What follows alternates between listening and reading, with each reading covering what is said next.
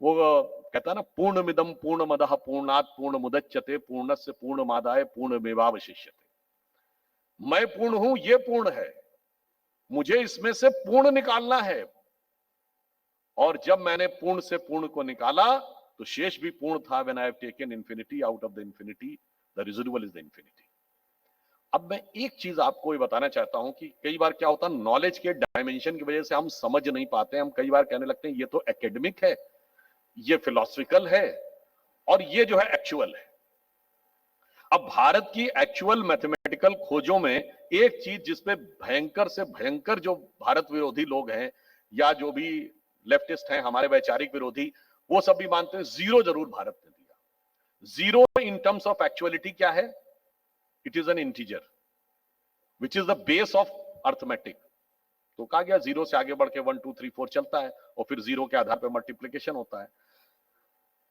तो अविद्या में हमने कहा दो प्रकार की विद्या है। ऑल मेटेरियलिस्टिक वर्ल्ड, जिसमें हिस्ट्री ज्योग्राफी से लेकर और physics chemistry maths zoology botany chemistry, ये सब अविद्या है, इसको गलत शब्द नहीं मानना चाहिए। उसमें तो वो जीरो एक इंटीजर है। और विद्या क्या है? That is a different paradigm of knowledge. सा विद्या या विमुक्त है, जो मुक्ति का मार्ग प्रशस्त करती है। उसमें जीरो क्या है?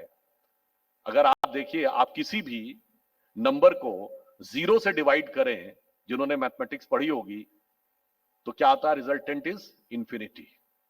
इसका अर्थ क्या हुआ कि अनंत का रास्ता शून्य से होकर जाता है, और हम अनंत खोज रहे थे, इसलिए हमने शून्य खोजा। अब यहां से देखिए, मेटीरियल नॉलेज और एसोटेरिक नॉलेज के बीच का कनेक्शन एस्टेब्लिश होता है जब आप ये कहते हैं अविद्या में तो शून्य एक नंबर है, और विद्या में शून्य अनंत का मार्ग है। और वो कैसे प्राप्त करना है? वो अपने अंदर जब आप शून्य पैदा करेंगे तो अनंत की अनुभूति होगी, और जिसे एक, और फिर क्या होगा? वहीं से आपको ब्रह्म का साक्षात्कार होता है, जिसे एक दोहे में कहा है, शायद कबीरदास जी ने कहा है कि जात हमारी ब्रह्म है और माता पिता है राम, और घर अपनों है शून्य में अनहद में विश्राम। अब यहां से आप देखिए तो क्या है? जीरो एक अभिव्यक्ति है मटेरियल नॉलेज में, जीरो एक अनुभूति है एसोटेरिक नॉलेज में। उनके पास ऐसा कोई कनेक्शन ही नहीं है, उनके पास वो डायमेंशन ही नहीं है अनुभूति का। इसलिए हमें इन चीजों को समझकर इसमें से जाना है। और मैं एक दूसरा भी एग्जांपल देना चाहता हूं। जैसे हम सब पढ़ते थे, रावण का एक सर कटता था, दूसरा उगाता था। भगवान रोक नहीं पाते जब तक नाभि पे वार नहीं किया।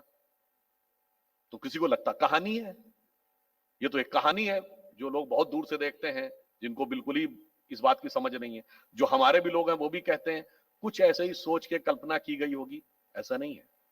एक सर कटता है, दूसरा उगाता है, ये इस बात का प्रमाण है कि वो 10 सर 10 इंद्रियों के प्रतीक हैं। एक सर उगेगा, दूसरा उगाएगा, अर्थात एक इच्छा पूरी करिए, तुरंत दूसरी उगाएगी, ईश्वर भी उसको नहीं रोक सकता। इसका अर्थ होता है सर्किल के सर्कमफ्रेंस पे चलना शुरू करिए, you will never find an end. एक सर्किल पूरा होगा, तुरंत दूसरा रास्ता आगे दिखेगा। सर्किल का एंड कहां पे है? केंद्र में। इसलिए जब तक सर कटते रहेंगे तब तक फिर उगते रहेंगे। जब नाभि पे ईश्वरीय शक्ति का आघात होगा, तब जाके आपको उसका वास्तविक निवारण होगा। इसलिए मैंने सिर्फ ये कहा कि दोनों के बीच का संबंध, जैसा अभी दो हमारे पूर्ववर्ती वक्ताओं ने कहा, धर्म अर्थ काम मोक्ष, स्वामी जी ने भी कहा, बिल्कुल मैं तो कहता हूं दोनों में सामंजस्य है। जो शर्मा जी ने कहा और जो स्वामी जी ने कहा, बस आप इसका सीक्वेंस देख लीजिए। धर्म अर्थ काम मोक्ष। धर्म फर्स्ट है, मोक्ष आखिरी है। यानी धर्म का आचरण करना है, धर्म को स्थापित करना है, मोक्ष पे लक्ष्य रखना है, माध्यम उसका अर्थ और काम को बनना है। तो उसके लिए अर्थ भी चाहिए, काम पर भी नियंत्रण चाहिए, मोक्ष पे लक्ष्य चाहिए, मगर करना क्या है? सत्यम वद धर्मम चर। धर्म का आचरण करना है, और उसका सारा का सारा रास्ता धर्म के माध्यम से ही जाएगा।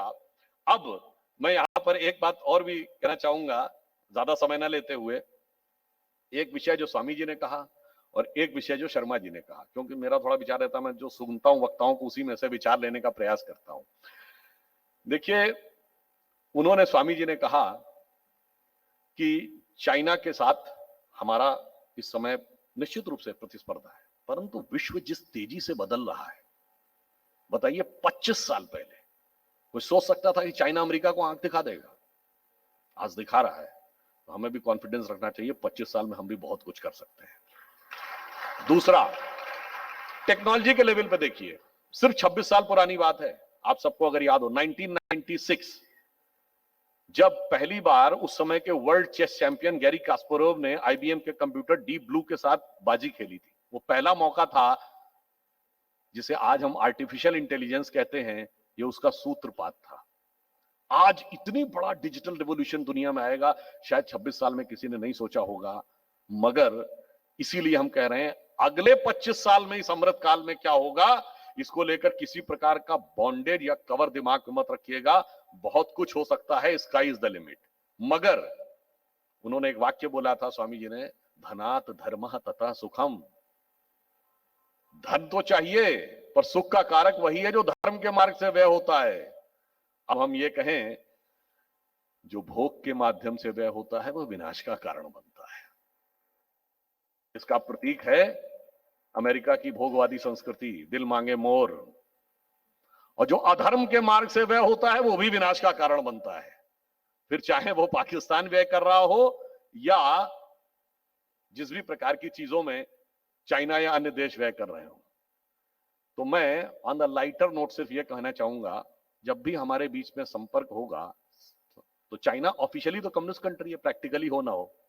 प्रैक्टिकली तो कैपिटलिस्ट का भी कैपिटलिस्ट है, पर ऑफिशियली तो कम्युनिस्ट कंट्री है।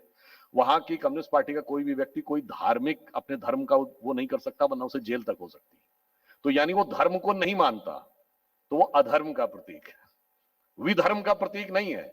विधर्म हुआ दूसरे धर्म को मानिए, आज जो हमारा विचार है उसको मत मानिए, मगर आस्तिक तो रहिए, जैसे पाकिस्तान है या वेस्टर्न वर्ल्ड है। अंग्रेज और औरंगजेब थे, विधर्मी थे पर अधर्मी नहीं थे। अब अगर वो दुनिया में सबसे बड़ा धर्महीन होने का प्रतीक है, और हम क्या हैं, दुनिया में सबसे बड़े धर्म के प्रतीक हैं। भारत को रिलीजियस स्पिरिचुअल माना जाता है, और ये ध्यान रखिए, ये हमारी सनातन संस्कृति, हमारी चिरंतन संस्कृति, हिंदू संस्कृति, यह हमें संदेश देती है, जब भी अधर्म और धर्म के बीच का द्वंद्व होता है तो अपेरेंटली हमेशा अधर्म की पावर ज्यादा होती है। पर परिणाम क्या होता है, वो जो सर्वोच्च न्यायालय के एम्बलम पे लिखा है, यतो धर्मस् ततो जयः। तो इसलिए आप ये समझिए कि हम अपने अर्थ का प्रयोग सकारात्मक दृष्टिकोण से कर रहे हैं। हम दुनिया को डोमिनेट करने के लिए नहीं कर रहे हैं, हम दुनिया को मोटिवेट करने के लिए कर